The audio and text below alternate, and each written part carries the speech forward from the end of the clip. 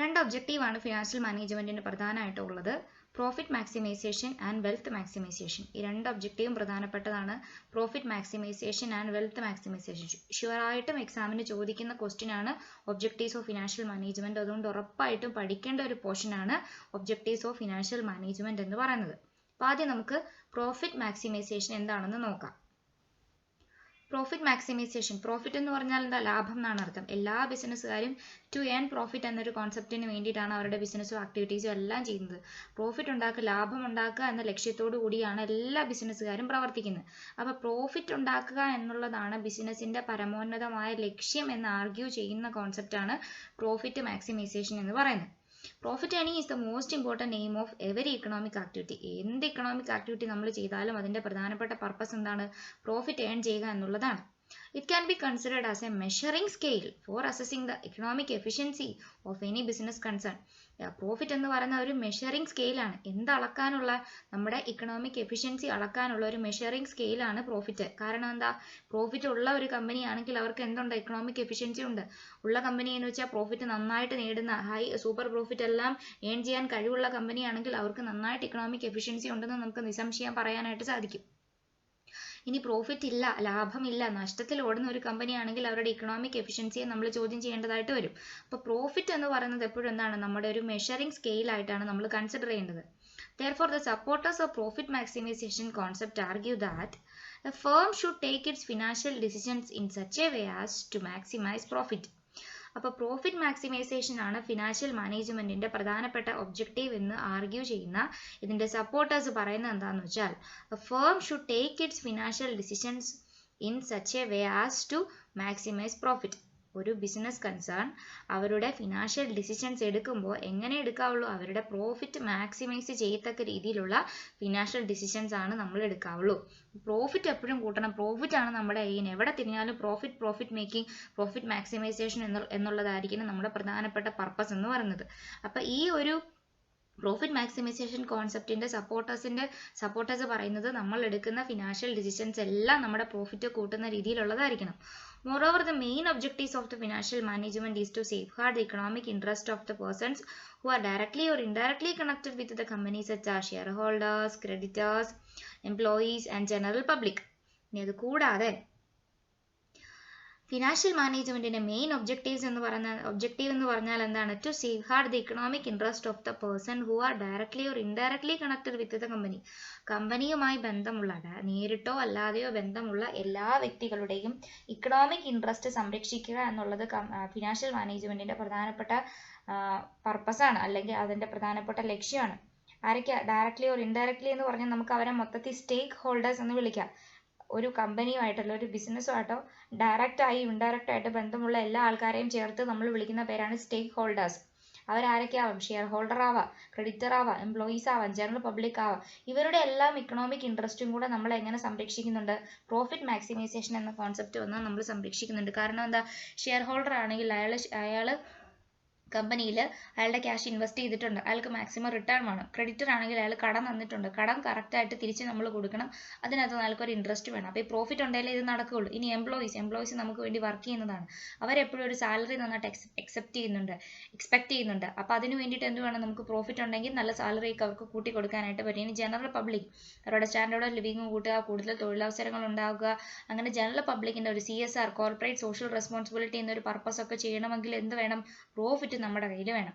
അപ്പൊ കമ്പനിയുമായിട്ട് ഡയറക്റ്റ് ആയും ഇൻഡയറക്റ്റ് ആയും ബന്ധമുള്ള എല്ലാ വ്യക്തികളുടെയും ഇക്കണോമിക് ഇൻട്രസ്റ്റും സംരക്ഷിക്കണമെങ്കിൽ എന്ത് നമ്മൾ ഫുൾഫിൽ ചെയ്തിരിക്കണം, പ്രോഫിറ്റ് മാക്സിമൈസേഷൻ എന്ന ഈ ഒരു കോൺസെപ്റ്റ് നമ്മൾ ഫുൾഫിൽ ചെയ്തിരിക്കണം. Hence, all these interested parties must get maximum profit for their contribution. According to this view, the aim of financial management is to earn maximum profit. അപ്പോൾ ഈ ഒരു view അല്ലെങ്കിൽ ഈ ഒരു കോൺസെപ്റ്റ് വെച്ച് നോക്കിക്കഴിഞ്ഞാൽ ഫിനാൻഷ്യൽ മാനേജ്മെന്റിന്റെ പ്രധാനപ്പെട്ട ലക്ഷ്യം എന്ന് പറയുന്നത് എന്താണ്, ടു ഏൺ മാക്സിമം പ്രോഫിറ്റ്, പരമാവധി പ്രോഫിറ്റ് ഉണ്ടാക്കുക എന്നുള്ളതാണ് ഫിനാൻഷ്യൽ മാനേജ്മെന്റിന്റെ പ്രധാനപ്പെട്ട ലക്ഷ്യമായിട്ട് അല്ലെങ്കിൽ ഒബ്ജക്റ്റീവായിട്ട് നമ്മൾ കൺസിഡർ ചെയ്യുന്നത്. അപ്പോൾ ഒന്ന് നോക്കുക, നമ്മൾ ഒബ്ജക്റ്റീവ്സ് ഓഫ് ഫിനാൻഷ്യൽ മാനേജ്മെന്റ് ആണ് പഠിക്കുന്നത്. രണ്ട് ഒബ്ജക്റ്റീവ് ഉണ്ട്, profit maximisation, second one wealth maximisation. Profit maximisation എന്ന് പറഞ്ഞാൽ ടു ഏൺ മാക്സിമം പ്രോഫിറ്റ്. ഇനി arguments in favour of profit maximisation. Profit മാക്സിമൈസേഷനെ അനുകൂലിക്കുന്ന കാര്യങ്ങൾ എന്തൊക്കെയാണെന്ന് നമുക്ക് പരിശോധിക്കാനായിട്ട് പോകുന്നത്. Profitability is the barometer for measuring the efficiency and economic prosperity of a business enterprise. അപ്പോൾ ഒരു കമ്പനിക്ക് പ്രോഫിറ്റബിലിറ്റി ഉണ്ട്, അതിന് ലാഭമുണ്ടെങ്കിൽ ആ ലാഭമാണ് അതിന്റെ ബാരോമീറ്റർ എന്ന് പറയുന്നത്. എന്തളക്കാനുള്ള? For measuring efficiency and economic prosperity. നമ്മുടെ ഇക്കണോമിക് പ്രോസ്പെരിറ്റി, നമ്മുടെ ഒരു ഐശ്വര്യം അല്ലെങ്കിൽ നമ്മുടെ എഫിഷ്യൻസി, കഴിവ്, ഇക്കണോമിക് എഫിഷ്യൻസി, ഇതെല്ലാം അളക്കാനുള്ള ഒരു ബാരോമീറ്റർ ആണ് എന്ത്? നമ്മുടെ പ്രോഫിറ്റബിലിറ്റി എന്ന് പറയുന്നത്. അപ്പോൾ പ്രോഫിറ്റ് ഉണ്ടെങ്കിൽ നമുക്ക് എന്ത് മനസ്സിലാക്കാം? കമ്പനി എഫിഷ്യന്റ് ആണ്, ഇക്കണോമിക് പ്രോസ്പെരിറ്റി ഉണ്ട്, നല്ല രീതിയിലാണ് മുന്നോട്ട് പോകുന്നത്, വേറെ പ്രശ്നങ്ങളൊന്നുമില്ല, എല്ലാ സ്ക്വയർ റിസോഴ്സുകളെയും ഏറ്റവും എഫിഷ്യന്റ് ആയിട്ട് ഇഫക്റ്റീവ് ആയിട്ട് ഒപ്റ്റിമം യൂട്ടിലൈസ് ചെയ്യാനായിട്ട് നമുക്ക് സാധിക്കുന്നുണ്ട്. അപ്പോൾ നമ്മൾ എഫിഷ്യന്റ് ആണെന്ന് പ്രൂവ് ചെയ്യിക്കുവാണ് നമ്മുടെ കയ്യിൽ പ്രോഫിറ്റ് അല്ല നമ്മുടെ പ്രോഫിറ്റബിലിറ്റി കണ്ടീഷൻ നമ്മൾ പരിശോധിച്ചു കഴിഞ്ഞാൽ. അതുകൊണ്ട് thus profit maximization is justified on the ground of rationality. അപ്പോൾ നമുക്ക് എന്ത് വേണേ പറയാം? പ്രോഫിറ്റബിലിറ്റി എന്ന് പറയുന്നതാണ് ഏറ്റവും പ്രധാനപ്പെട്ട ഒബ്ജക്റ്റീവ് ആയിട്ട് നമുക്ക് കൺസിഡർ ചെയ്യാൻ പറ്റും. അപ്പോൾ റാഷണൽ തിങ്കിങ് ആണ് നമ്മൾ എടുക്കുന്നതെങ്കിൽ rationality on the grounds of rationality നമുക്ക് നിസ്സംശയം പറയാനായിട്ട് സാധിക്കും പ്രോഫിറ്റ് മാക്സിമൈസേഷൻ ആണ് ഒരു ബിസിനസിന്റെ അല്ലെങ്കിൽ ഫിനാൻഷ്യൽ മാനേജ്മെന്റിന്റെ ഏറ്റവും പ്രധാനപ്പെട്ട ലക്ഷ്യം. ഇനി അടുത്തൊരു argument, profit is the main source of finance for the growth of business. ശരിയാണല്ലോ, പ്രോഫിറ്റ് ഉണ്ടെങ്കിൽ മാത്രമാണ് എന്ത് ചെയ്യാനായിട്ട് പറ്റത്തുള്ളൂ? നമുക്ക് കൂടുതൽ ഗ്രോത്ത് ആൻഡ് ഡെവലപ്മെന്റിലേക്കെല്ലാം പോകാനായിട്ട് പറ്റത്തുള്ളൂ. അപ്പോൾ പ്രോഫിറ്റ് ആണെന്ന് പറയുന്നത് നമ്മുടെ മെയിൻ സോഴ്സ് ഓഫ് ഫിനാൻസ് ആയിട്ട് വരുന്നത്. ഇനി അതിനകത്ത് തന്നെ നമുക്ക് വേണം ഡിസൈഡ് ചെയ്യാം, ഡിവിഡൻഡ് കൊടുക്കാതെ ആ പൈസ തന്നെ ബിസിനസ്സിലേക്ക് റീറ്റെയിൻ ചെയ്യാം. പ്രോഫിറ്റ് എന്ന് പറയുന്നതാണ് നമ്മുടെ മെയിൻ സോഴ്സ് ഓഫ് ഫിനാൻസ് ആയിട്ട് നമ്മൾ കൺസിഡർ ചെയ്യുന്നത്. So A business should aim at maximisation of profit for enabling it's growth and development. അതുകൊണ്ട് ഒരു ബിസിനസ്സുകാർക്ക് അവരുടെ ഗ്രോത്ത് ആൻഡ് ഡെവലപ്മെന്റ് എല്ലാം എനേബിൾ ചെയ്യണമെങ്കിൽ ഗ്രോത്ത് ആൻഡ് ഡെവലപ്മെന്റ് എല്ലാം ഗ്രോത്ത്, ഡെവലപ്മെന്റ്, എക്സ്പാൻഷൻ, ഡൈവേഴ്സിഫിക്കേഷൻ, ഇങ്ങനത്തെ പല ബിസിനസ് വിപുലീകരിക്കപ്പെടുന്ന കാര്യങ്ങളെല്ലാം ചെയ്യണമെങ്കിൽ നമ്മുടെ കയ്യിൽ എന്ത് വേണം? ക്യാഷ് വേണം. ആ ക്യാഷ് എവിടെ നിന്നാണ് ഉണ്ടാകുന്നത്? പ്രോഫിറ്റ് മാക്സിമൈസ് ചെയ്താലാണ് ഉണ്ടാകുന്നത്. അപ്പോൾ പ്രോഫിറ്റ് മാക്സിമൈസേഷൻ എന്ന് പറയുന്നതാണെന്ത്? നമ്മുടെ ഏറ്റവും അൾട്ടിമേറ്റ് ആയിട്ടുള്ള എയിം എന്ന് പറയുന്നത്. അപ്പോൾ profit is the main source of finance for growth of a business. അടുത്തൊരു കാര്യം, profit serve as a protection against risk which cannot be ensured. Profit എപ്പോഴും എന്താണ്? നമുക്ക് റിസ്കിൽ നിന്നുള്ളൊരു പ്രൊട്ടക്ഷനാണ്. കാരണം എന്താ? റിസ്ക് എപ്പോഴും നമുക്ക് കൂടുതലായിരിക്കും. റിസ്ക് കൂടുന്നതിൻ്റെ അനുസരിച്ച് നമുക്ക് റിട്ടേണും കൂടുതലായിരിക്കും. റിട്ടേൺ കൂടിക്കഴിഞ്ഞാൽ എന്ത് കൂടും? നമ്മുടെ പ്രോഫിറ്റും കൂടും. So economic and business condition do not remain same at all the times. There may be adverse business conditions like recession, depression, severe competition, etc. A business will be able to survive under unfavorable situation only if has some past earning to rely upon. അപ്പോൾ അവിടെയും പ്രശ്നങ്ങളുണ്ട്. Profit എന്ന് പറയുന്നതാണ് എന്ത് റിസ്കിനെയും overcome ചെയ്യാനായിട്ട് നമ്മുടെ കയ്യിലുള്ള ഒരു ശക്തി എന്ന് പറയുന്നത് പ്രോഫിറ്റ് ആയിരിക്കും. അപ്പോൾ ബിസിനസ് എപ്പോഴും ഒരേ രീതിയിലുള്ള അല്ലെ സ്റ്റാറ്റിക് ആയിട്ടുള്ള കണ്ടീഷനിലൂടെ ആയിരിക്കില്ല കടന്നു പോകുന്നത്. നമ്മുടെ മനുഷ്യന്റെ കാര്യങ്ങളും അതെ, ബിസിനസിന്റെ കാര്യങ്ങളും അതെ, റിമെയിൻ സെയിം അല്ല, ഒരിക്കലും ഒരേ രീതിയിലുള്ള കാര്യങ്ങളിലൂടെ അല്ല നമ്മൾ കടന്നു പോകുന്നത്. ഇങ്ങനെ നമുക്ക് സിവിയർ ആയിട്ടുള്ള അല്ലെ അഡ്വേഴ്സ് ആയിട്ടുള്ള ബിസിനസ് കണ്ടീഷൻസ് എല്ലാം നമ്മൾ നേരിടേണ്ടി വരാം. റിസഷൻ ഉണ്ടാകാം, ഡിപ്രഷൻ ഉണ്ടാകാം, സിവിയർ കോമ്പറ്റീഷൻ ഉണ്ടാകാം, ഇപ്പം നമ്മൾ നേരിടുന്ന പോലെയുള്ള COVID-19 പോലുള്ള പാൻഡമിക് ഡിസീസുകൾ ഉണ്ടാവാം, അല്ലെങ്കിൽ എന്താണ് പൊളിറ്റിക്കൽ ക്രൈസിസ് ഉണ്ടാവാം, അല്ലെങ്കിൽ ഇന്റർനാഷണൽ ക്രൈസിസ് ഉണ്ടാവാം, പല രീതിയിൽ ക്രൈസിസ് ഒക്കെ ഉണ്ടാവാം. ഇങ്ങനെ ക്രൈസിസ് വരുമ്പോൾ നമ്മുടെ കയ്യിൽ എന്താണ്? ഫണ്ടിന്റെ ഷോർട്ടേജ് വരാൻ ചാൻസ് ഉണ്ട്. ഫണ്ടിന്റെ ബിസിനസ് പ്രോപ്പറായിട്ട് നടക്കണമെന്നില്ല. ബിസിനസ് പ്രോപ്പറായിട്ട് നടക്കാതെ വരുമ്പോൾ നമ്മളെല്ലാം എന്താണ്? ഒരു സന്നിഗ്ധാവസ്ഥയിലേക്കൊക്കെ മുന്നോട്ട് പോകും. അപ്പോൾ ഇത്തരത്തിലുള്ള അൺഫേവറബിൾ കണ്ടീഷൻസിനെ നമുക്ക് ഓവർകം ചെയ്യണമെങ്കിൽ, സർവൈവ് ചെയ്യണമെങ്കിൽ, അതിജീവിക്കണമെങ്കിൽ നമ്മുടെ കയ്യിൽ എന്ത് വേണം? We have some past earnings to rely upon. നമ്മുടെ കയ്യിൽ കുറച്ച് പാസ്റ്റ് ഏർണിങ്സ് ഉണ്ടായിരിക്കണം. പാസ്റ്റ് ഏർണിങ്സ് എന്ന് പറഞ്ഞാൽ എന്താ? നമ്മൾ ഉപയോഗിക്കാതെ വെച്ചിരിക്കുന്ന പ്രോഫിറ്റിന്റെ ഒരു പോർഷൻ നമ്മുടെ കയ്യിൽ ഉണ്ടായിരിക്കണം. എങ്കിൽ മാത്രമാണ് ഇത്തരത്തിലുള്ള അൺഫേവറബിൾ സിറ്റുവേഷൻസിനെല്ലാം നമുക്ക് നേരിടാനായിട്ട് പറ്റത്തുള്ളൂ. ഇപ്പോൾ COVID-19 ഒക്കെ വന്നില്ലായിരുന്നെങ്കിൽ നോർമലി ബിസിനസ് പഴയ എന്നുള്ള രീതിയിൽ തന്നെ റൊട്ടീൻലി മുന്നോട്ട് പോയേനെ. പക്ഷെ ഇവിടെ എന്താ സംഭവിക്കുന്നത്? ഇവിടെ നമുക്ക് ലോക്ക്ഡൗൺ ആണ്, കണ്ടെയ്ൻമെന്റ് സോണുകൾ ഉണ്ട്, ബിസിനസ് പ്രോപ്പറായിട്ട് നടക്കുന്നില്ല, ആൾക്കാർ വർക്ക് അറ്റ് ഹോം ആണ്, അങ്ങനെ പല രീതിയിലുള്ള പ്രശ്നങ്ങൾ, പ്രോപ്പർ മാർക്കറ്റിംഗ് നടക്കുന്നില്ല, സെല്ലിംഗ് നടക്കുന്നില്ല, ബിസിനസ് ആക്ടിവിറ്റീസ് ഒന്നും പഴയ രീതിയിലൊന്നും മുന്നോട്ട് പോകുന്നില്ല. അപ്പം നമ്മുടെ കയ്യിൽ എന്തില്ല? പ്രോഫിറ്റ് ഇല്ല. അപ്പോൾ ഈ അവസ്ഥയിൽ നമുക്ക് മുന്നോട്ട് പോകണം, ബിസിനസ്സിന് സർവേ ചെയ്യണം, നമ്മുടെ എംപ്ലോയീസിനെല്ലാം നമുക്ക് ഇക്വറ്റബിൾ ആയിട്ട് ട്രീറ്റ് ചെയ്യണം. അപ്പോൾ ഇവരെയൊക്കെ ഹോൾഡ് ചെയ്യണം, ഇവരെയൊക്കെ നമുക്ക് മെയിൻറ്റെയിൻ ചെയ്ത് പോകണമെങ്കിൽ നമ്മുടെ കയ്യിൽ എന്തുണ്ടായിരിക്കണം? പാസ്റ്റ് പ്രോഫിറ്റ് ഉണ്ടായിരിക്കണം. അപ്പോൾ പ്രോഫിറ്റ് നമ്മുടെ കയ്യിൽ നീക്കിയിരിപ്പായിട്ടുണ്ടെങ്കിൽ മാത്രമേ എന്ത് ചെയ്യാൻ പറ്റത്തുള്ളൂ? നമുക്ക് ഇതുപോലെയുള്ള അൺഫേവറബിൾ കണ്ടീഷൻസിനെല്ലാം ഓവർകം ചെയ്ത് മുന്നോട്ട് പോകാനായിട്ട് പറ്റത്തുള്ളൂ. അപ്പോൾ പ്രോഫിറ്റ് ആണെന്ന് പറയുന്നത്, പ്രോഫിറ്റ് ആണ് നമ്മുടെ മെയിൻ എയിം അല്ലെങ്കിൽ മെയിൻ പർപ്പസ് എന്ന് പറയുന്നത് ടു ഏൺ മാക്സിമം പ്രോഫിറ്റ് എന്നുള്ളതാണ് നമ്മുടെ മെയിൻ എയിം എന്ന് പറയുന്നത്. അടുത്തതിന്റെ ക്രിറ്റിസിസം ഓഫ് പ്രോഫിറ്റ് മാക്സിമൈസേഷൻ. ആദ്യം നമ്മൾ നോക്കിയത് arguments in favour of profit maximisation ആണ്. പ്രോഫിറ്റ് തന്നെ വേണമെന്ന് പറയാനുള്ള കാരണം എന്തൊക്കെയാണ്? ഇനി പ്രോഫിറ്റ് തന്നെ നമ്മൾ അച്ചീവ് ചെയ്തുകൊണ്ടിരുന്ന അതിനകത്ത് കുറച്ച് ക്രിറ്റിസിസംസ് ഉണ്ട്. അതിനകത്തും കുറച്ച് ക്രിറ്റിസിസംസ് നമുക്ക് നോക്കാം എന്താണെന്ന്. The term profit is work എന്ന് പറഞ്ഞാൽ എന്താ? അൺക്ലിയർ, നമുക്ക് എന്താണ്? അവ്യക്തമാണ്. കാരണം നോക്കാം, the term profit is vague and it cannot be precisely defined. Profit എന്ന് പറയുന്ന ഒരു വേഗ് ടേം ആണെന്നാണ് ഇവർ പറയുന്നത്. കാരണം എന്താ? ഇറ്റ് cannot be precisely, ഇതിനെ നമുക്ക് ഡിഫൈൻ ചെയ്യാനായിട്ട് സാധിച്ചിട്ടില്ല. എന്താണ് നിങ്ങൾ ഈ ഉദ്ദേശിക്കുന്ന profit? Profit means different things to different people. Profit എന്ന് പറഞ്ഞാൽ പല ആൾക്കാരും പല രീതിയിലാണ് മനസ്സിലാക്കുന്നത്. Profit may be short term or long term, before tax profit or after tax profit, അങ്ങനെ പല രീതിയിൽ പ്രോഫിറ്റ് ഉണ്ട്. പ്രോഫിറ്റ് എന്ന് പറഞ്ഞാൽ ലോങ് ടേം പ്രോഫിറ്റ് ആവാം, ഷോർട്ട് ടേം പ്രോഫിറ്റ് ആവാം, ആഫ്റ്റർ ടാക്സ് പ്രോഫിറ്റ് ആവാം, ബിഫോർ ടാക്സ് പ്രോഫിറ്റ് ആവാം, നെറ്റ് പ്രോഫിറ്റ് ആവാം, അങ്ങനെ പല രീതിയിൽ പ്രോഫിറ്റ് ഉണ്ട്. ഇതിനകത്ത് ഏത് പ്രോഫിറ്റ് ആണ് നമ്മൾ ഈ ഏൺ ചെയ്യാൻ ഉദ്ദേശിക്കുന്നതെന്ന് എന്താണ് ഇവിടെ പറഞ്ഞിട്ടില്ല. അപ്പോൾ പ്രോഫിറ്റ് മാക്സിമൈസേഷൻ ആണ് നമ്മുടെ അൾട്ടിമേറ്റ് എയിം എന്ന് പറഞ്ഞാലും ഏത് കണ്ടീഷനിൽ ഇരിക്കുന്ന പ്രോഫിറ്റ് ആണ് നമ്മൾ ഏൺ ചെയ്യേണ്ടതെന്നുള്ളത് ഇവിടെ ഒരു അവ്യക്തമായിട്ടുള്ള ഒരു ചിത്രമെന്നാണ് നമ്മളിവിടെ പറയുന്നത്. അടുത്തൊരു കാര്യം, it ignore time value of money. Time value of money എന്ന് പറഞ്ഞാൽ നമുക്ക് പ്രധാനപ്പെട്ട ഒരു കോൺസെപ്റ്റ് ആണ്. ടൈം വാല്യൂ ഓഫ് മണീനെ എന്ത് ഇഗ്നോർ ചെയ്യുന്നു? പ്രോഫിറ്റ് ഇഗ്നോർ ചെയ്യുന്നു എന്നാണ് ഇവരോട് പറയുന്നത്. Profit maximisation objective ignores the time value of money. Time value of മണീനെ പ്രോഫിറ്റ് മാക്സിമൈസേഷൻ കൺസിഡർ ചെയ്യുന്നില്ല. It treat all earnings are equal even though they or occur in different periods. ഇനി ഇതിപ്പോൾ പല പീരീഡിലാണ് നമുക്ക് പ്രോഫിറ്റ് കിട്ടുന്നതെങ്കിൽ അതിനെല്ലാം ഒരേ രീതിയിൽ തന്നെയാണ് ആര് കൺസിഡർ ചെയ്യുന്നത്? ഈ പ്രോഫിറ്റ് മാക്സിമൈസേഷൻ കോൺസെപ്റ്റിന്റെ സപ്പോർട്ടേഴ്സ് കൺസിഡർ ചെയ്യുന്നത്. പല പീരീഡിൽ നമുക്ക് കിട്ടുന്ന പ്രോഫിറ്റും ഒരേ പ്രോഫിറ്റ് ആയിട്ടാണ് നമ്മൾ കൺസിഡർ ചെയ്യുന്നത്. It does not consider the fact that, ഇവിടെയാണ് നമ്മുടെ പ്രധാനപ്പെട്ട കാര്യം, it does not consider the fact that cash received today is more important than the same amount of cash received after some years. അതിനെയാണ് നമ്മുടെ time value of money എന്ന് വെച്ച് ഉദ്ദേശിക്കുന്നത്. കാരണം എന്താ? ഇന്ന് കിട്ടുന്ന cash is more important than the same amount of cash received after some years. ഇന്ന് കിട്ടുന്ന 10,000 രൂപ ആയിരിക്കില്ല 10 വർഷത്തിന് ശേഷം ലഭിക്കുന്ന 10,000 രൂപ എന്ന് പറയുന്നത്. ആ 10 വർഷത്തിന് ശേഷം ലഭിക്കുന്ന 10,000ത്തിന് ടൈം വാല്യൂ ഓഫ് മണി വെച്ച് നമ്മൾ കാൽക്കുലേറ്റ് ചെയ്യുമ്പോൾ വളരെ എമൗണ്ട് കുറഞ്ഞിട്ടുള്ള ഒരു തുകയായിട്ട് നമുക്ക് കൺസിഡർ ചെയ്യാനായിട്ട് പറ്റത്തുള്ളൂ. അപ്പോൾ പ്രോഫിറ്റ് മാക്സിമൈസേഷൻ കോൺസെപ്റ്റ് ഇവിടെ എന്ത് ചെയ്യുന്നു? നമ്മുടെ ടൈം വാല്യൂ ഓഫ് മണീനെ ഇഗ്നോർ ചെയ്യുന്നു. അങ്ങനെയല്ല, നമുക്ക് ഇന്ന് പ്രോഫിറ്റ് കിട്ടിയാൽ ഇന്നാണ് അതിന്റെ വാല്യൂ. അത് കുറേ കാലം കഴിഞ്ഞിട്ട് കിട്ടുന്നതിനോട് നമുക്ക് കൺസിഡർ ചെയ്യാനായിട്ട് പറ്റില്ല. അടുത്തത് ഇറ്റ് ഇഗ്നോർ റിസ്ക് ഫാക്ടർ. ആദ്യം നമ്മൾ പറഞ്ഞു റിസ്കിനെ നമ്മൾ റെഡ്യൂസ് ചെയ്യുമെന്ന് പറഞ്ഞു. പക്ഷേ ഇവരിവിടെ പിന്നെയും പറഞ്ഞു വെക്കുകയാണ് profit maximisation concept ignore risk factor. It does not take into account the risk factor for future earning stream. ഇതൊരിക്കലും എന്ത് ചെയ്യുന്നില്ല? നമ്മുടെ പ്രോഫിറ്റ് മാക്സിമൈസേഷൻ ഒരിക്കലും ഫ്യൂച്ചർ ഏർണിംഗ് സ്ട്രീമിന്റെ അല്ലെ റിസ്ക് ഫാക്ടറിനെ നമ്മൾ കൺസിഡർ ചെയ്യുന്നില്ല. Some profit are more risky than others. ഓരോ പ്രോജക്റ്റുകളും പല രീതിയിൽ എന്താണ് റിസ്കിയാണ്. ചില പ്രോജക്റ്റുകൾ റിസ്ക് കുറവുള്ളതുണ്ട്, ചില പ്രോജക്റ്റുകൾ റിസ്ക് കൂടുതലുള്ളതുണ്ട്. Two firms may have same expected earning per share, but if the earning stream of one is more risky, then the market value of its shares will be comparatively less.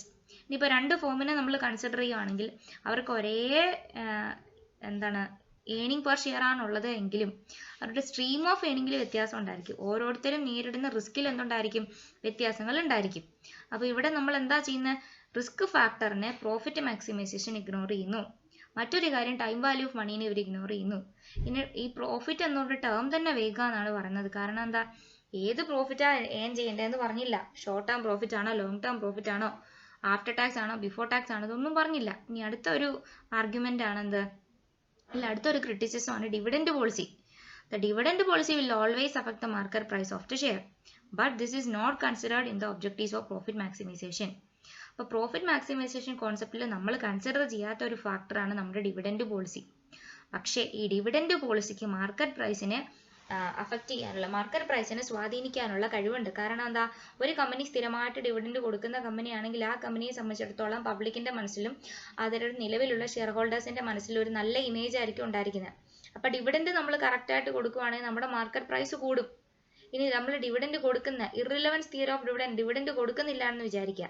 Dividend കൊടുക്കുന്നില്ല എന്നാണ് നമ്മൾ പറയുന്നതെങ്കിൽ എന്താ? അവിടെയുള്ള നമ്മുടെ share ഹോൾഡേഴ്സിന്റെ അല്ലെങ്കിൽ നമ്മുടെ ഇൻവെസ്റ്റേഴ്സിന്റെ ഒക്കെ കമ്പനിയെ കുറിച്ചുള്ള അഭിപ്രായം ഇച്ചിരി കുറവായിരിക്കും, കാരണം ഡിവിഡൻഡ് ഇപ്പോൾ കിട്ടുന്നില്ലല്ലോ. അപ്പോൾ ഡിവിഡൻഡ് എന്ന് പറയുന്ന സാധനം നമ്മുടെ മാർക്കറ്റ് പ്രൈസ് ഓഫ് ഷെയറിനെ ബാധിക്കുന്ന വളരെ പ്രധാനപ്പെട്ട ഒരു കാര്യമാണ്. പക്ഷേ ആ ഡിവിഡൻഡ് പോളിസിയെ സംബന്ധിച്ചിടത്തോളം പ്രോഫിറ്റ് മാക്സിമൈസേഷൻ കോൺസെപ്റ്റുകാർ ഒന്നും സംസാരിക്കുന്നില്ല. അടുത്ത ഒരു കാര്യം, it attracts cut throat competition. എല്ലാവരും പ്രോഫിറ്റ് മാക്സിമൈസ് ചെയ്യാനുള്ള എയിമോട് കൂടിയിട്ടാണ് പ്രവർത്തിക്കുന്നത്. അപ്പോൾ ഭയങ്കരമായിട്ടുള്ള ഒരു കോമ്പറ്റീഷൻ നമുക്ക് അവിടെ ഫേസ് ചെയ്യേണ്ടതായിട്ട് വരും. ഭയങ്കര ഒരു സ്ട്രെസ് അവിടെ ഉണ്ടാവാനായിട്ട് ചാൻസ് ഉണ്ട്. അപ്പോൾ it attract cut throat competition. സാധാ കോമ്പറ്റീഷൻ അല്ല, കട്ട് ത്രോട്ട് കോമ്പറ്റീഷൻ. ഭയങ്കര ഒരു സിവിയർ കോമ്പറ്റീഷൻ നമുക്ക് അവിടെ ഫേസ് ചെയ്യേണ്ടതായിട്ട് വരും കമ്പനികൾക്ക്.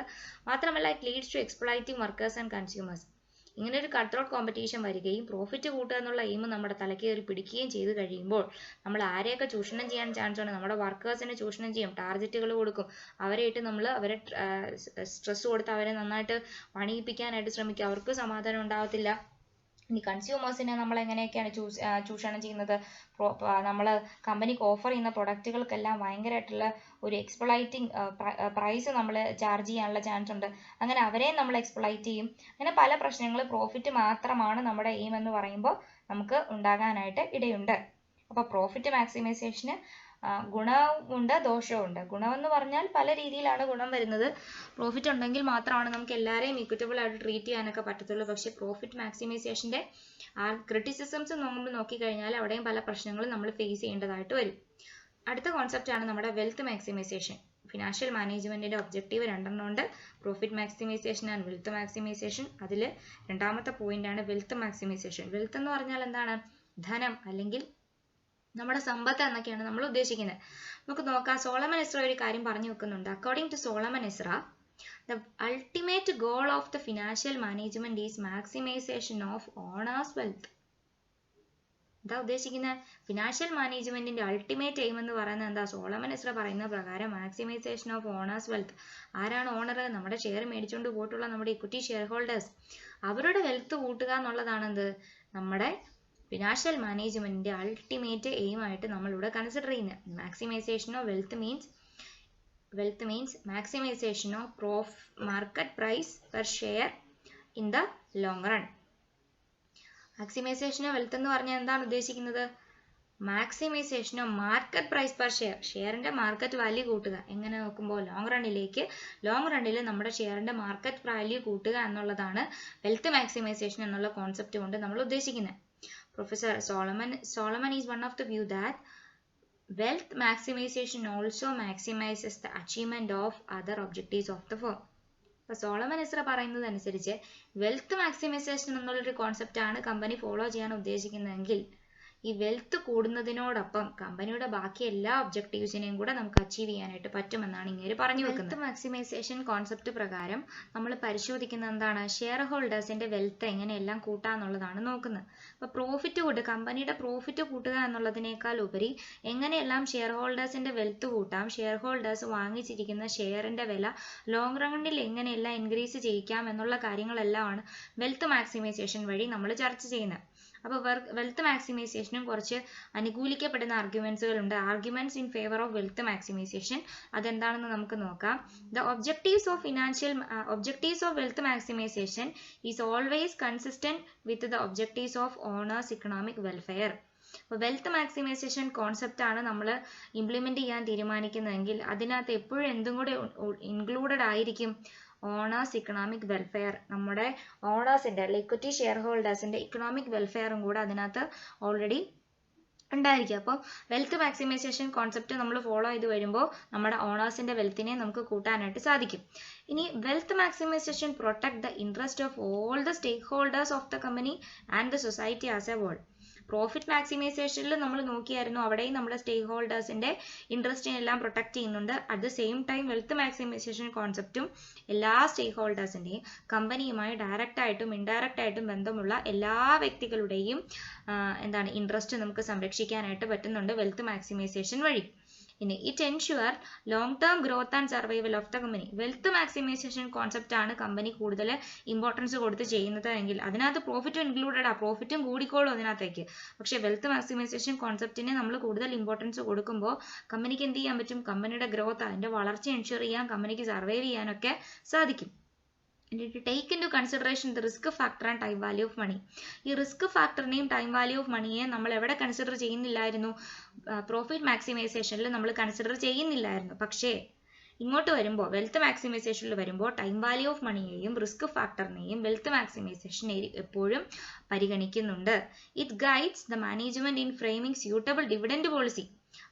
വെൽത്ത് മാക്സിമൈസേഷൻ കോൺസെപ്റ്റുകാരെ സംബന്ധിച്ച് അല്ലെ വെൽത്ത് മാക്സിമൈസേഷൻ കോൺസെപ്റ്റിനെ സംബന്ധിച്ചിടത്തോളം എങ്ങനെയൊക്കെയാണ് നല്ല രീതിയിൽ അനുയോജ്യമായിട്ടുള്ള ഒരു ഡിവിഡൻഡ് പോളിസി ഫ്രെയിം ചെയ്യേണ്ടത് എന്ന് മാനേജ്മെന്റിന് ഇവർ ഗൈഡ് ചെയ്യുന്നുണ്ട്. കാരണം ഇവരെപ്പോഴും അത് റീറ്റെയിൻ ചെയ്യാനല്ല പറയുന്നത്, അല്ലെങ്കിൽ ഡിവിഡൻഡ് കൊടുക്കാതിരിക്കാനൊന്നും പറയുന്നില്ല. എപ്പോഴും വെൽത്ത് കൂട്ടണമെങ്കിൽ അവർക്ക് ഷെയർ ഹോൾഡേഴ്സിന് ഒരു വരുമാനം ഉണ്ടാവണമല്ലോ. ഷെയർ ഹോൾഡേഴ്സിന് എങ്ങനെ വരുമാനം ഉണ്ടാക്കാൻ പറ്റത്തുള്ളൂ? ഡിവിഡൻഡ് ഒക്കെ കൊടുക്കുമ്പോഴാണ് ഷെയർ ഹോൾഡേഴ്സിന്റെ അല്ലെങ്കിൽ ഓണേഴ്സിന്റെ വരുമാനം നമുക്ക് കൂട്ടാനായിട്ട് പറ്റത്തുള്ളൂ. അപ്പോൾ ഒരു നല്ല ഡിവിഡൻഡ് പോളിസി ഇങ്ങനെയെല്ലാം ഫ്രെയിം ചെയ്യിക്കണം എന്നുള്ളത് നമ്മുടെ വെൽത്ത് മാക്സിമൈസേഷൻ കോൺസെപ്റ്റ് വഴി നമുക്ക് മനസ്സിലാക്കി എടുക്കാനായിട്ട് സാധിക്കും.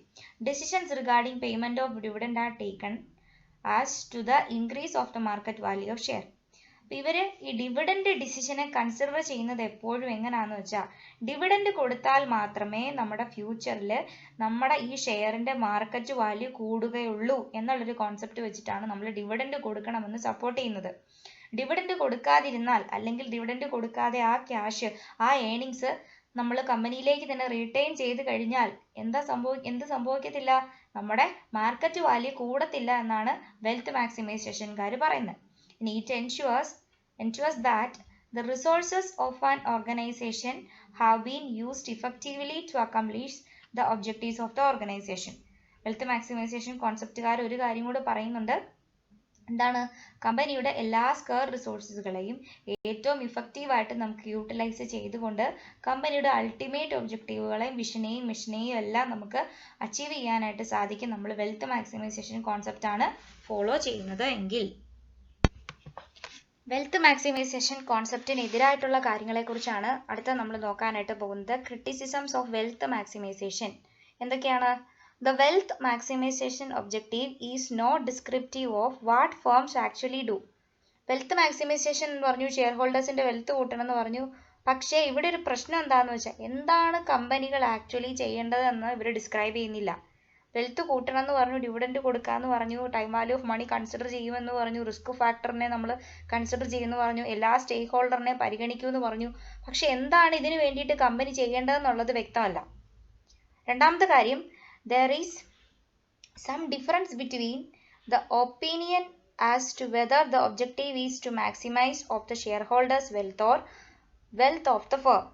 അപ്പോൾ നമ്മൾ ആ പ്രോഫിറ്റ് മാക്സിമൈസേഷനിൽ പറഞ്ഞ പോലെ തന്നെ ഏത് പ്രോഫിറ്റ് ആണ് കൂട്ടേണ്ടത്? ലോങ് ടേം ആണോ, ഷോർട്ട് ടേം ആണോ, ആഫ്റ്റർ ടാക്സ് ആണോ, ബിഫോർ ടാക്സ് ആണോ? അതുപോലെ തന്നെ ഇവിടെയും വരുന്ന പ്രശ്നം എന്താണെന്ന് വെച്ചാൽ ആരുടെ വെൽത്താണ് കൂട്ടേണ്ടത്? കമ്പനിയുടെ വെൽത്താണോ കൂട്ടേണ്ടത്, ഫേമിന്റെ വെൽത്താണോ കൂട്ടേണ്ടത് എന്ന് ഇവിടെ സംസാരിക്കുന്നില്ല. ഇനി അടുത്തത്, the objectives of wealth maximisation is not necessarily socially desirable. Wealth maximisation എന്ന് പറഞ്ഞാൽ എന്താ? സോഷ്യലി നമുക്ക് അത്ര അത്യാവശ്യം വേണ്ട ഒരു കാര്യമൊന്നുമല്ല. അടുത്തത്, the objectives of the wealth maximisation may also face difficulties when ownership and management are separated. അവിടെ എന്താണ് പ്രശ്നം? ഇവിടെ ചില ഡിഫിക്കൽട്ടീസ് വരുന്നുണ്ടോ? മാനേജ്മെന്റും ഓണർഷിപ്പും നമ്മൾ സെപ്പറേറ്റ് ചെയ്ത് കഴിഞ്ഞാൽ അവിടെ എന്തുണ്ട്? വെൽത്ത് മാക്സിമൈസേഷൻ എന്ന കോൺസെപ്റ്റ് വളരെയധികം പ്രശ്നങ്ങൾ നേരിടേണ്ടതായിട്ട് വരും. When the manager act as agent of real owners there is possibility for a conflict of interest between shareholder and managerial interest. കാരണം എന്താ? ഇവിടെ നമ്മുടെ മാനേജർ ആക്ട് ചെയ്യുന്നത് ആരായിട്ടാണ്? കമ്പനിയുടെ റിയൽ ഓണേഴ്സിന്റെ ഏജന്റുമാരായിട്ടാണ് വർക്ക് ചെയ്യുന്നത്. അപ്പോൾ അവിടെ എന്ത് വരും? there is a possibility for a conflict of interest between shareholders and managerial interest. അപ്പോൾ മാനേജീരിയൽ ഇൻട്രസ്റ്റും മാനേജ്മെന്റിന്റെ ഇൻട്രസ്റ്റും ഷെയർ ഹോൾഡേഴ്സിന്റെ ഇൻട്രസ്റ്റും തമ്മിൽ അവിടെ ഒരു തർക്കം ഉണ്ടാകാനായിട്ട് ചാൻസ് ഉണ്ട് നമ്മൾ വെൽത്ത് മാക്സിമൈസേഷൻ കോൺസെപ്റ്റ് ആണ് ഇംപ്ലിമെന്റ് ചെയ്യുന്നത് എങ്കിൽ. In spite of all the criticisms, wealth maximization is considered superior to profit maximization. പക്ഷെ നമുക്ക് ഇത്രയധികം ക്രിറ്റിസിസംസ് എല്ലാം ഉണ്ടെങ്കിലും പ്രോഫിറ്റ് മാക്സിമൈസേഷനേക്കാൾ ഉപരിയായിട്ട് നിൽക്കുന്ന ഒരു കോൺസെപ്റ്റ് തന്നെയാണ് എന്ത്? നമ്മുടെ വെൽത്ത് മാക്സിമൈസേഷൻ എന്ന് പറയുന്നത്. അതിനുള്ള കാരണങ്ങൾ എന്തൊക്കെയാണെന്നാണ് ഇവിടെ നോക്കുന്നത്. Profit maximisation ensures performance of the firm in terms of profit only, whereas wealth maximization objective considers all future cash flow, dividend, earning per share and impact of risk on decisions. അപ്പോൾ നമ്മൾ ഈ profit maximisation concept മുഖാന്തരം നമ്മളിവിടെ consider ചെയ്യുന്ന എന്താണ്, profit മാത്രമേ, അല്ലെങ്കിൽ profit in terms of profit മാത്രമേ നമ്മൾ കൺസിഡർ ചെയ്യുന്നുള്ളൂ പ്രോഫിറ്റ് മാക്സിമൈസേഷൻ കോൺസെപ്റ്റ്. ലാഭം എങ്ങനെയെല്ലാം കൂട്ടാം അത് മാത്രമേ നമ്മളിവിടെ പരിശോധിക്കുന്നുള്ളൂ. പക്ഷെ വെൽത്ത് മാക്സിമൈസേഷനിലോട്ട് വരുമ്പോൾ നമ്മളിവിടെ ചിന്തിക്കുന്ന കാര്യങ്ങൾ എല്ലാ എക്കണോമിക് ആസ്പെക്റ്റുകളെ കുറിച്ച് മനസ്സിലാക്കാനായിട്ട് വെൽത്ത് മാക്സിമൈസേഷൻകാർ പരിശ്രമിക്കുന്നുണ്ട്. ഏതൊക്കെയാണ്? Considers all the future cash flow, ഫ്യൂച്ചറിൽ നടക്കുന്ന ക്യാഷ് ഫ്ലോ അതെങ്ങനെയായിരിക്കണം, നമ്മൾ ഡിവിഡൻഡ് കൊടുക്കേണ്ടത് എങ്ങനെയായിരിക്കണം, നമ്മുടെ ഏണിംഗ് പെർ ഷെയർ എങ്ങനെയായിരിക്കണം, എങ്ങനെയാണ് നമ്മുടെ റിസ്ക്, ഇത്തരത്തിലുള്ള എല്ലാ ഡിസിഷനെ കുറിച്ചും വെൽത്ത് മാക്സിമൈസേഷൻകാർ പരിശോധിക്കുന്നുണ്ട്. ഇനി a firm which adopt profit maximisation objective may not opt to declare any dividend to all. ഇനി പ്രോഫിറ്റ് മാക്സിമൈസേഷൻ കോൺസെപ്റ്റ് ആണ് നമ്മൾ മുന്നോട്ട് കൊണ്ടുപോകുന്നത് എങ്കിൽ അവരൊരിക്കലും എന്ത് ചെയ്യുന്നില്ല, ഡിവിഡൻഡ് കൊടുക്കണം എന്നുള്ള കാര്യത്തെക്കുറിച്ചുള്ള ഡിക്ലറേഷൻ ഓഫ് ഡിവിഡൻഡ് എന്ന് പറയുന്നത് പ്രോഫിറ്റ് മാക്സിമൈസേഷൻ കോൺസെപ്റ്റിന്റെ ഒരു ഭാഗമേ അല്ല. പക്ഷെ വെൽത്ത് മാക്സിമൈസേഷൻ കോൺസെപ്റ്റിൽ എന്ത് ഭാഗമാണ്? ഡിവിഡൻഡ് എന്ന് പറയുന്നത് നമ്മുടെ ഒരു പ്രധാനപ്പെട്ട ഭാഗമാണ്. അപ്പം മക്കളെ, നിങ്ങൾ മനസ്സിലാക്കേണ്ട ഒരു കാര്യം, പ്രോഫിറ്റ് മാക്സിമൈസേഷനും വെൽത്ത് മാക്സിമൈസേഷനും നമ്മുടെ ഫിനാൻഷ്യൽ മാനേജ്മെന്റിൽ രണ്ട് പ്രധാനപ്പെട്ട ഒബ്ജക്റ്റീവാണ്. പ്രോഫിറ്റ് മാക്സിമൈസേഷനിൽ പ്രോഫിറ്റ് എങ്ങനെയെല്ലാം കൂട്ടാം എന്നുള്ളതിനെ കുറിച്ചാണ് പരിശോധിക്കുന്നത്. വെൽത്ത് മാക്സിമൈസേഷനിൽ ഷെയർ ഹോൾഡേഴ്സിന്റെ വെൽത്ത് എങ്ങനെയെല്ലാം ഇൻക്രീസ് ചെയ്യിപ്പിക്കുക എന്നാണ് നമ്മൾ പരിശോധിക്കുന്നത്. ഇപ്പം നമ്മൾ ഈ പഠിച്ച രണ്ട് കാര്യങ്ങളാണ് ഇതിന്റെ എല്ലാം ഒരു കൺക്ലൂഷൻ ആയിട്ട് നമ്മൾ ഓർത്തു വെക്കേണ്ടത്. പ്രോഫിറ്റ് മാക്സിമൈസേഷനിൽ പ്രോഫിറ്റ് മാത്രമേ നമ്മൾ കൺസിഡർ ചെയ്യുന്നുള്ളൂ. വെൽത്ത് മാക്സിമൈസേഷനിൽ എല്ലാ ഘടകങ്ങളെയും നമ്മൾ കൺസിഡർ ചെയ്യും. Future cash flow, dividend consider ചെയ്യും, earning per share consider, risk factor consider ചെയ്യും, time value of money consider ചെയ്യും, ഡിവിഡൻഡ് കൺസിഡർ ചെയ്യും. ഇതൊന്നും ഇവിടെ കൺസിഡർ ചെയ്യുന്നില്ല. പ്രോഫിറ്റ് മാക്സിമൈസേഷനിൽ നമ്മൾ കൺസിഡർ ചെയ്യാനായിട്ട് ശ്രമിക്കുന്നില്ല. അപ്പൊ ഇത്രയും കാര്യങ്ങൾ ഒന്ന് ഓർത്തു വെക്കുക. ഈ പ്രോഫിറ്റ് മാക്സിമൈസേഷനും വെൽത്ത് മാക്സിമൈസേഷനും തമ്മിലുള്ള വ്യത്യാസം എന്താണെന്ന് നമുക്ക് നോക്കാം. Distinguish between profit maximisation and wealth maximisation. Profit maximisation എന്ന് പറഞ്ഞാൽ എന്താണ്? അതൊരു ഷോർട്ട് ടേം ഒബ്ജക്റ്റീവ് ആണ് പ്രോഫിറ്റ് മാക്സിമൈസേഷൻ. വെൽത്ത് മാക്സിമൈസേഷൻ എപ്പോഴും ലോങ് ടേം ഒബ്ജക്റ്റീവ് ആണ്. കാരണം എന്താ? ഷെയർ ഹോൾഡേഴ്സിന്റെ വെൽത്ത് അല്ലെ മാർക്കറ്റ് വാല്യൂ ഷെയർ ലോങ് ടേമിൽ ഇൻക്രീസ് ചെയ്യുക എന്നുള്ളതാണ് വെൽത്ത് മാക്സിമൈസേഷൻ കൊണ്ട് നമ്മൾ ഉദ്ദേശിക്കുന്നത്. അതിന്റെ രണ്ടാമത്തത് aims at maximising the profit of the firm. Profit മാക്സിമൈസേഷന്റെ അൾട്ടിമേറ്റ് ഉദ്ദേശം എന്താണ്? ഫേമിന്റെ പ്രോഫിറ്റ് പരമാവധി കൂട്ടുക. ഇനി വെൽത്ത് ആണെങ്കിലോ, വെൽത്ത് മാക്സിമൈസേഷനിൽ it aims at maximising the wealth of share holder. ആ ഷെയർ ഹോൾഡറിന്റെ വെൽത്ത്, ഷെയർ ഹോൾഡറിന്റെ സമ്പത്ത് പരമാവധി കൂട്ടുക എന്നുള്ളതാണ് വെൽത്ത് മാക്സിമൈസേഷന്റെ അൾട്ടിമേറ്റ് എയിം എന്ന് പറയുന്നത്. ഇനി in profit maximisation it measures the effectiveness of the organisation. ഓർഗനൈസേഷന്റെ ഇഫക്റ്റീവ്നെസ് ആണ് നമ്മൾ എവിടെ കൺസിഡർ ചെയ്യുന്നത്? പ്രോഫിറ്റ് മാക്സിമൈസേഷൻ വഴി കൺസിഡർ ചെയ്യുന്നത്. നമ്മൾ ഓൾറെഡി പറഞ്ഞായിരുന്നു, പ്രോഫിറ്റ് ഉണ്ടെങ്കിൽ നമ്മുടെ മൊത്തം സിസ്റ്റത്തിന്റെ എഫിഷ്യൻസിയാണ് അത് പ്രൊജക്ട് ചെയ്യുന്നത്. പക്ഷെ ഇവിടെ measures the financial stability of the organisation. Wealth maximisation ആണ് നമ്മൾ കൺസിഡർ ചെയ്യുന്നത് എങ്കിൽ ഇവിടെ നമ്മൾ എന്താണ് മെഷർ ചെയ്യുന്നത്? നമ്മുടെ ഫിനാൻഷ്യൽ സ്റ്റെബിലിറ്റി. ഒരിക്കലും താഴെ പോകാതെ ഒരു സ്റ്റേബിൾ ആയിട്ടുള്ള ഇൻകം നമുക്ക് ജനറേറ്റ് ചെയ്യാൻ സാധിക്കുന്നുണ്ട് എന്നുള്ളതാണ് വെൽത്ത് മാക്സിമൈസേഷൻ വഴി നമ്മൾ കൺസിഡർ ചെയ്യുന്ന കാര്യം. ഇനി profit maximisation does not consider the time value of money. Already നമ്മൾ സംസാരിച്ചിരുന്നു, profit maximisation time value of മണീനെ ഇഗ്നോർ ചെയ്യുന്നുണ്ട്, അത് കൺസിഡർ ചെയ്യുന്നില്ല. പക്ഷെ വെൽത്ത് മാക്സിമൈസേഷൻ എന്ത് ചെയ്യുന്നുണ്ട്? Consider time value of money. Time value of മണീനെ നമ്മൾ കൺസിഡർ ചെയ്യുന്നുണ്ട്. Profit maximisation provide no clarity on whether the earning would be distributed or retained in the firm. അപ്പോൾ ഇവിടെ ഒരു പ്രശ്നം എന്താണ്? ഇവിടെ ഒരു ക്ലാരിറ്റി ഇല്ല. എന്തിനുള്ള ക്ലാരിറ്റി ഇല്ല? നമുക്ക് കിട്ടുന്ന ഏണിങ്സ് പ്രോഫിറ്റ് ആയിട്ട് ഡിസ്ട്രിബ്യൂട്ട് ചെയ്യണോ അതോ കമ്പനിയിലേക്ക് തന്നെ റീറ്റെയിൻ ചെയ്യണോ എന്നുള്ളതിന് നമുക്കിവിടെ ഒരു ക്ലാരിറ്റി ഇല്ല പ്രോഫിറ്റ് മാക്സിമൈസേഷനിൽ. പക്ഷെ വെൽത്ത് മാക്സിമൈസേഷനിലോ distribute the earning among share holders as dividend. അപ്പോൾ വെൽത്ത് മാക്സിമൈസേഷൻകാർ എന്താ പറയുന്നത്? വെൽത്ത് കൂട്ടണമെങ്കിൽ കമ്പനിയിലേക്ക് തന്നെ അത് റീഇൻവെസ്റ്റ് ചെയ്തുകൊണ്ടിരുന്ന വെൽത്ത് കൂട്ടാൻ പറ്റുമോ? ഇല്ല. അപ്പോൾ വെൽത്ത് മാക്സിമൈസേഷൻകാർ എന്താണ് സജസ്റ്റ് ചെയ്യുന്നത്? കമ്പനി ഏൺ ചെയ്യുന്ന ഏണിങ്സ് ആർക്ക് കൊടുക്കുക? ഡിവിഡൻഡ് ആയിട്ട് ഷെയർ ഹോൾഡേഴ്സിന് ഏൺ ചെയ്യുക. അപ്പോൾ മാത്രമേ എന്ത് ചെയ്യാനായിട്ട് നമുക്ക് പറ്റത്തുള്ളൂ? ഷെയർ ഹോൾഡേഴ്സിന്റെ വെൽത്തിനെ നമുക്ക് കൂട്ടാനായിട്ട് പറ്റത്തുള്ളൂ. അപ്പോൾ ഇതാണ് പ്രോഫിറ്റ് മാക്സിമൈസേഷനും വെൽത്ത് മാക്സിമൈസേഷനും തമ്മിലുള്ള വ്യത്യാസം. പ്രോഫിറ്റ് മാക്സിമൈസേഷൻ ഷോർട്ട് ടേം ആണ്, wealth maximisation long term objective ആണ്. പ്രോഫിറ്റ് മാക്സിമൈസേഷൻ വഴി നമ്മൾ പ്രോഫിറ്റ് ഓഫ് ദ ഫേം ആണ് കൂട്ടാനായിട്ട് തീരുമാനിക്കുന്നത്. വെൽത്ത് മാക്സിമൈസേഷൻ വഴി ഷെയർ ഹോൾഡേഴ്സിന്റെ വെൽത്ത് ആണ് നമ്മൾ കൂട്ടാനായിട്ട് തീരുമാനിക്കുന്നത്. പ്രോഫിറ്റ് മാക്സിമൈസേഷൻ വഴി നമ്മുടെ ഓർഗനൈസേഷന്റെ ഇഫക്റ്റീവ്നെസ് ആണ് നമ്മൾ മെഷർ ചെയ്യുന്നത്. വെൽത്ത് മാക്സിമൈസേഷൻ മുഖാന്തരം നമ്മൾ നമ്മുടെ ഫിനാൻഷ്യൽ സ്റ്റെബിലിറ്റി, കമ്പനിയുടെ ഫിനാൻഷ്യൽ സ്റ്റെബിലിറ്റിയാണ് നമ്മൾ മെഷർ ചെയ്യാൻ പോകുന്നത്. പ്രോഫിറ്റ് മാക്സിമൈസേഷൻ ഒരിക്കലും ടൈം വാല്യൂ ഓഫ് മണീനെ കൺസിഡർ ചെയ്യുന്നില്ല. പക്ഷേ wealth maximisation time value of money consider ചെയ്യുന്നുണ്ട്. പ്രോഫിറ്റ് മാക്സിമൈസേഷനിൽ ഡിവിഡൻഡ് ആയിട്ട് കൊടുക്കണോ അതോ കമ്പനിയിലേക്ക് തന്നെ റീറ്റെയിൻ ചെയ്യണോ നമ്മൾ ഏൺ ചെയ്യുന്ന പ്രോഫിറ്റ് എന്നുള്ളതിനെ കുറിച്ചൊരു ക്ലാരിറ്റി നിലവിലില്ല. പക്ഷേ വെൽത്ത് മാക്സിമൈസേഷൻ പറയുന്നതനുസരിച്ച് നമുക്ക് കിട്ടുന്ന പ്രോഫിറ്റ് മസ്റ്റ് ആയിട്ട് നമ്മൾ ഡിവിഡൻഡ് ആയിട്ട് ഷെയർ ഹോൾഡേഴ്സിന് ഡിസ്ട്രിബ്യൂട്ട് ചെയ്തിരിക്കണം. അപ്പോൾ ഇത്രയും കാര്യങ്ങളാണ് പ്രോഫിറ്റ് മാക്സിമൈസേഷനും വെൽത്ത് മാക്സിമൈസേഷനും സംബന്ധിച്ച് നമുക്ക് പറയാനുള്ളത്. ഇവ രണ്ടും ഫിനാൻഷ്യൽ മാനേജ്മെന്റിന്റെ ഒബ്ജക്റ്റീവ്സ് ആയിട്ടാണ് നമ്മൾ കൺസിഡർ ചെയ്യുന്നത്. ഉറപ്പായിട്ടും പഠിക്കേണ്ട കാര്യങ്ങളാണ്. ഉറപ്പായിട്ടും പരീക്ഷയ്ക്ക് വരുന്ന ചോദ്യമാണ് ഒബ്ജക്റ്റീവ്സ് ഓഫ് ഫിനാൻഷ്യൽ മാനേജ്മെന്റ്. നന്നായി പഠിക്കുക, നന്നായി മനസ്സിലാക്കുക. Thank you.